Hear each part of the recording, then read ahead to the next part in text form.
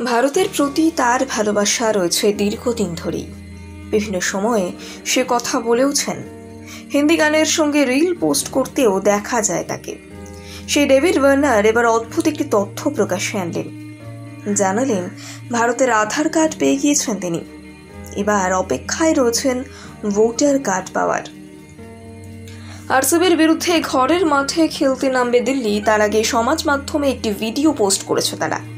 দেখা যাচ্ছে এক সতীর্থের সঙ্গে কথা বলতে গিয়ে ওয়ার্নার বলছেন তিনি আধার কার্ড পেয়ে গিয়েছেন, এবার ভোটার কার্ড পেতে চাইছেন। সতীর্থ বিশ্বাসই করতে পারছিলেন না। এমন সময় ওয়ার্নার এবং সতীর্থের ফোন হাতিয়ে নেন এবং পিছনে লুকিয়ে থাকা দলের আর এক সদস্য তিনি অন্যত্র লুকিয়ে পড়েন। তাকে খুঁজে পেতে অন্য পন্থা নেন ওয়ার্নার। একটি জনপ্রিয় পাঞ্জাবি গান গেয়ে ওঠেন। গলা মেলাতে গিয়ে লুকিয়ে থাকা সেই সদস্য বেরিয়ে আসেন এবং ওয়ার্নারের হাতে নাতে ধরা পড়ে যান। পুরো ভিডিও এবং সংলাপই করা হয়েছে মজার ছলে। অতীতে ওয়ার্নার বলেছিলেন, ভারতে আমার কোনো বাড়ি নেই, কিছু কিছু জায়গায় খুঁজেছি, অবশ্য অনেকেই আমায় জিজ্ঞাসা করে এদেশে বাড়ি আছে কিনা। ক্রিকেট শেষ হওয়ার পর হয়তো কোনো দিন ভারতে এসে সময় কাটাবো। এখানকার জীবনযাত্রা আমার ভীষণ ভালো লাগে।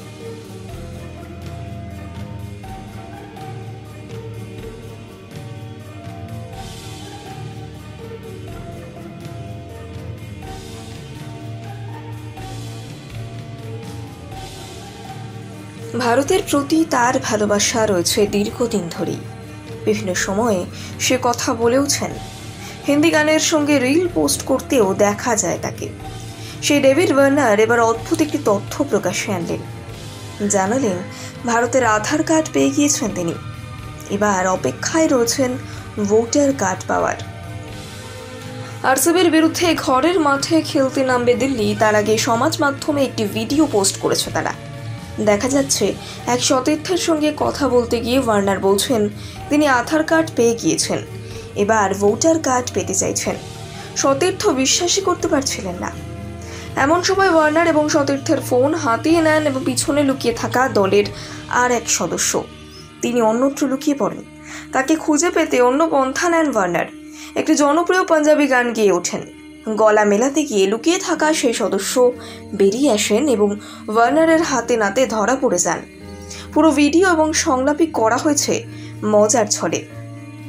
অতীতে ওয়ার্নার বলেছিলেন, ভারতে আমার কোনো বাড়ি নেই, কিছু কিছু জায়গায় খুঁজেছি, অবশ্য অনেকেই আমায় জিজ্ঞাসা করে এদেশে বাড়ি আছে কিনা।